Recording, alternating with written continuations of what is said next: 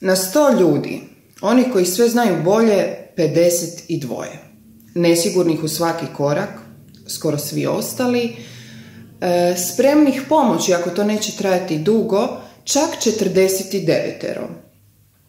Uvijek dobrih jer ne umiju drugčije, 4, možda 5. Sposobnih diviti se bez zavisti, 18.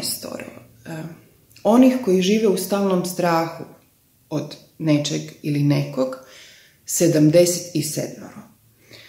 Sposobnih za sreću najviše 20 i nešto. Pojedinačno bezopasnih koji podivljaju u gomili, sigurno više od pola. Okrutnih, kad ih okolnosti natjeraju, bolje da ne znamo, čak ni otprilike. Generala nakon bitke nešto više nego generala prije bitke. Onih koji ne žele ništa od života osim stvari, 40. Iako bi voljela da ih je manje. Pogrbljenih, bolesnih, bez lampe u mraku,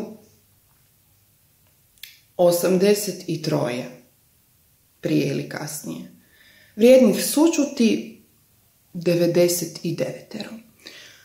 Smrtnih, 100 od 100.